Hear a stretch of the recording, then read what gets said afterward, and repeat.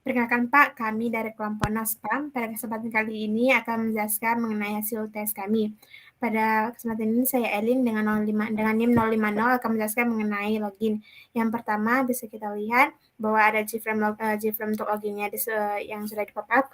Yang pertama di codingan ini tentunya kita harus mengautentikasi ataupun mengambil data dari database. Oleh karena itu kita mengkonekkan program kita dalam database, kemudian kita ambil data yang dari tabel user kita nanti.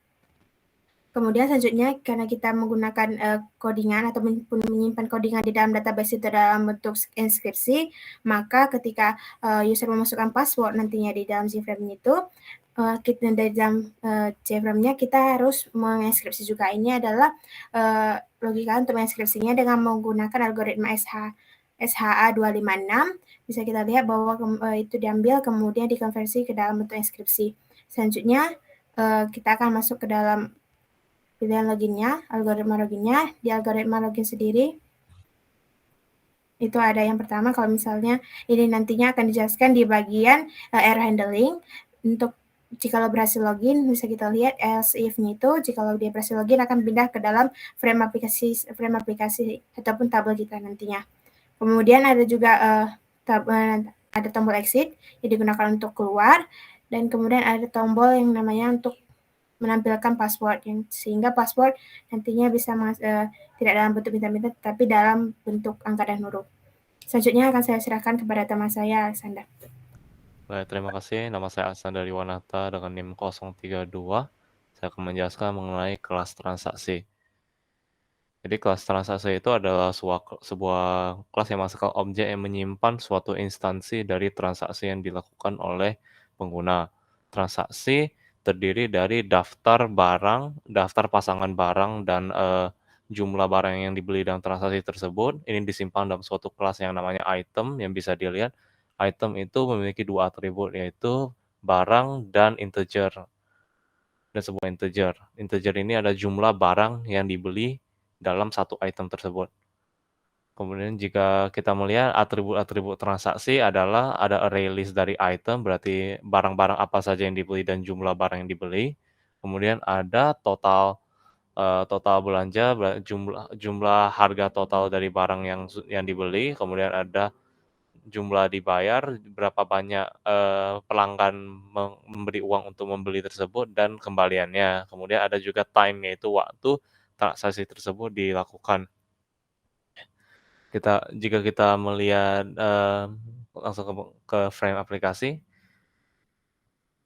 ini di frame aplikasi itu transaksi digunakan ketika kita menekan tombol check out atau menekan tombol buy.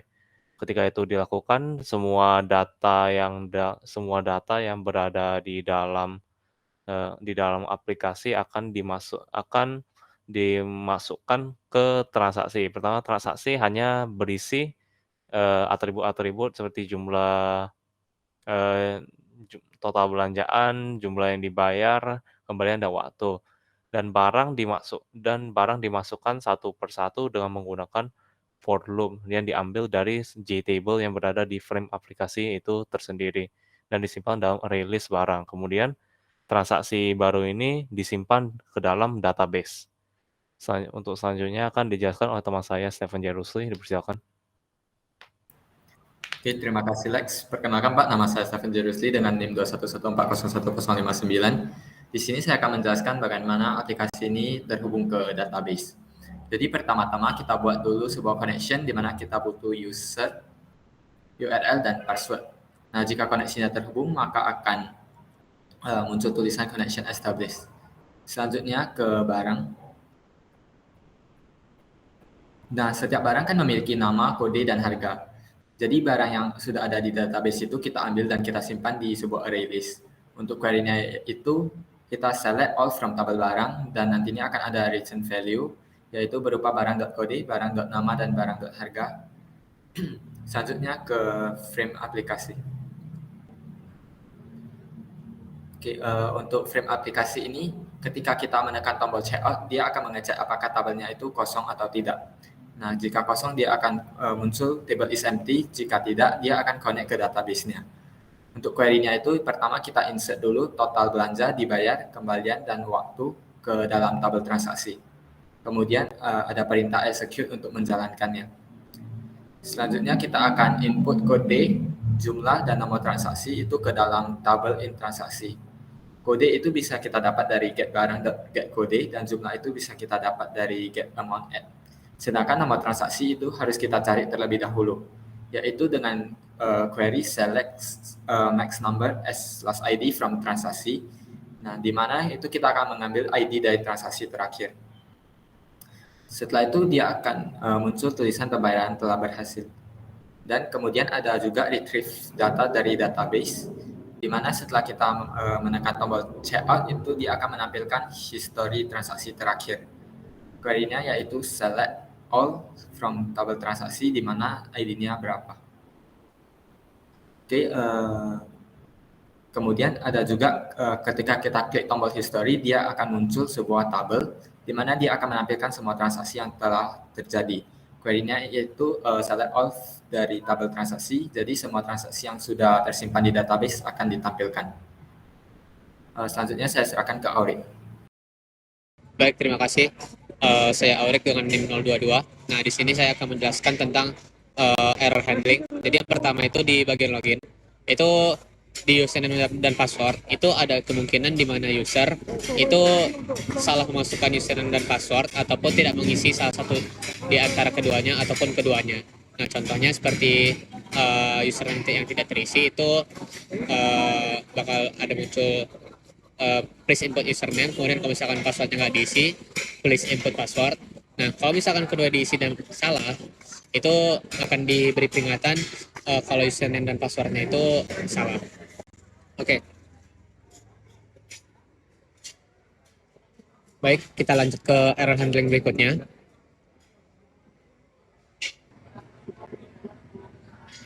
Nah, di sini error handling yang di bagian transaksi itu bisa jadi user atau pengguna itu salah memasukkan kode barang. Nah, yang seharusnya barangnya itu jika kodenya benar itu tersedia, kalau misalkan kodenya salah atau tidak terdaftar, maka akan muncul message yaitu barang tidak ditemukan.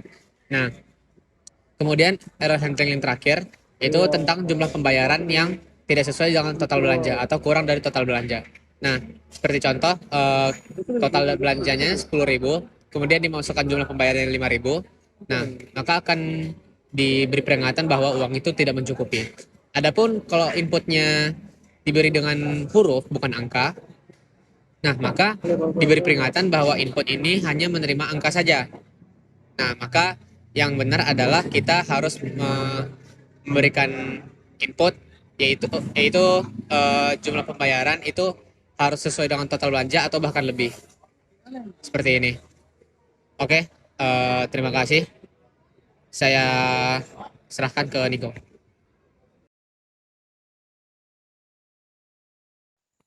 Baik, sekarang saya akan menjelaskan. Perkenalkan, Pak, nama saya Nicholas Yang dengan NIM 211401062 dan saya akan menjelaskan mengenai database dari aplikasi.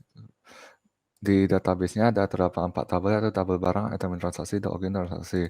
Tabel login menyimpan informasi dari username dan juga password yang telah dienkripsi hash. Kemudian ada tabel barang, di mana tabel barang itu menyimpan ID kodenya, nama barangnya dengan harganya. Kemudian ada item transaksi, ini tabel yang menyimpan kode barangnya sebelum dimasukkan ke transaksi. Kemudian ada tabel transaksi yang menyimpan histori transaksi yang telah dilakukan. Misalnya yang menyimpan nomornya, total belanja, dibayar, kembaliannya berapa, dan juga waktu ketika transaksi itu dilakukan. Sekian, Pak, penjelasan dari kelompok kami mengenai aplikasi kasir yang kita buat. Mohon maaf, Pak, apabila terdapat kesalahan dalam pengucapan ataupun tindakan. Terima kasih, Pak.